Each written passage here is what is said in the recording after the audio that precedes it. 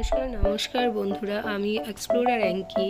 কিছুদিন আগে ভীষণ গরম পড়েছিল আমাদের এখানে, তাই আমার মেয়ে আর মেয়ের বন্ধুর মা ভেবেছিলাম যে একটু পাহাড়ে গিয়ে একটু ঘুরে আসি। আমাদের এখান থেকে পাহাড় খুবই সামনে, কিছুক্ষণের মধ্যে আমরা পাহাড়ে পৌঁছে যেতে পারি। তাই ভেবেছিলাম যে ঘুরে আসা যাক। শিবখোলা বলে একটা জায়গা আছে এখানে, রংটং পেরিয়ে।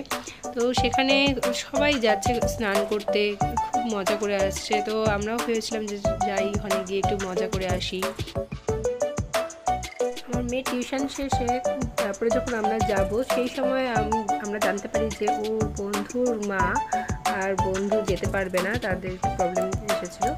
সেই জন্য আমার মেয়ে বলছে, চলো মা তাহলে আমরাই ঘুরে আসি, বেরিয়ে আসি, আমরা এক্সপ্লোর করে আসি।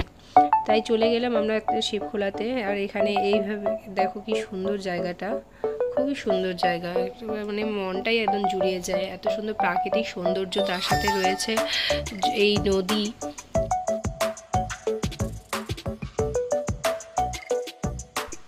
সবার স্নান করা দেখে আমার মেয়েও একদম পাগল হয়ে যায় স্নান করার জন্য।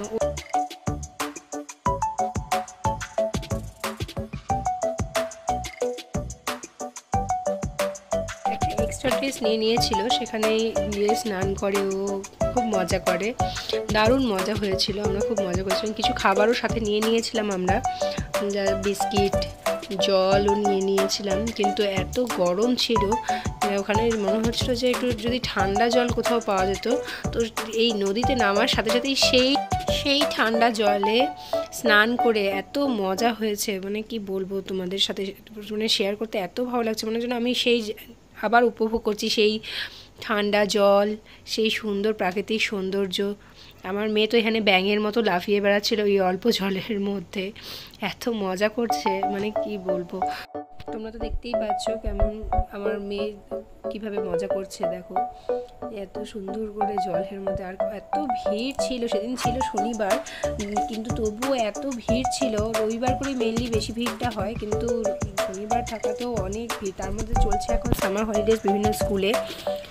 আর আমি এখানে একটু পাটা নিচে যখন নামালাম, তখন এত মানে মজা লাগছিল, মানে কি বলবো তোমাদের। এই জলটা যে আছে, এই জলের নিচে যে পাথরগুলো আছে সেগুলো পর্যন্ত দেখা যাচ্ছে, এত পরিষ্কার জল, স্বচ্ছ জল দেখে মানে মনটাই জুড়ে যাচ্ছে। আর এই জলের আওয়াজটা আমি তোমাদের সাথে শেয়ার করছি।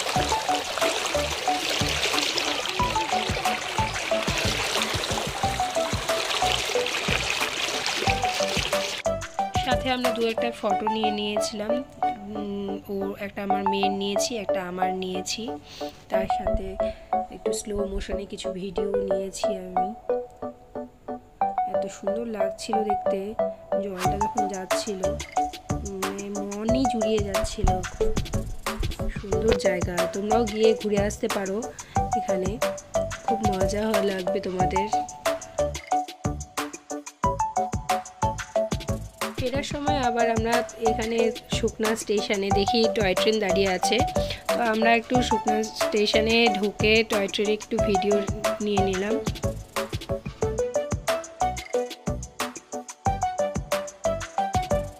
এখানে ভিডিওগ্রাফার আমার মেয়েই দৌড়ে দৌড়ে গিয়ে ফটো বলছে, আমি মা একটু ভিডিও করে নিই, ফটো তুলে নিই মা। তাই আমি বললাম ঠিক আছে বল, চলো যাও গিয়ে একটু কিছু তুলে নাও, তোমার যেরকম মনে হচ্ছে সেভাবে একটু তুলে নাও।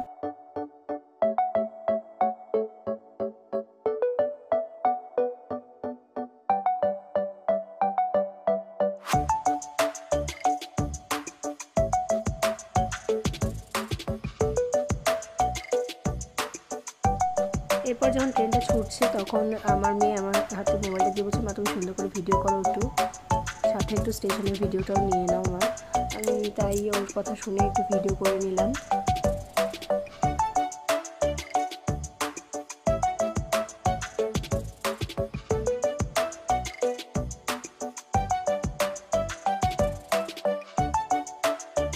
আমি বলছি, মা তো চলো গিয়ে আমরা টয় ট্রেনের পাশ দিয়ে যাই। হয়তো আমরা টয় ট্রেনে এখানে শব্দ শুনতেই, গাড়ি চালাচ্ছিলাম আর আমার মেয়ে ভিডিও করছিল টয় ট্রেনে। এই সুন্দর একটা দৃশ্য, দেখো কি সুন্দর, তার সাথে প্রাকৃতিক সৌন্দর্য। ভিডিও ভালো লাগলে একটা লাইক, একটা কমেন্ট, একটা শেয়ার প্লিজ করে দিও। আর যদি ইউটিউব থেকে দেখে থাকো তাহলে একটা সাবস্ক্রাইব করে দিও। আর ফেসবুক পেজ থেকে যদি দেখে থাকো তাহলে একটা ফলো অবশ্যই করো। বাই বাই, আবার দেখা হবে নেক্সট ব্লগে।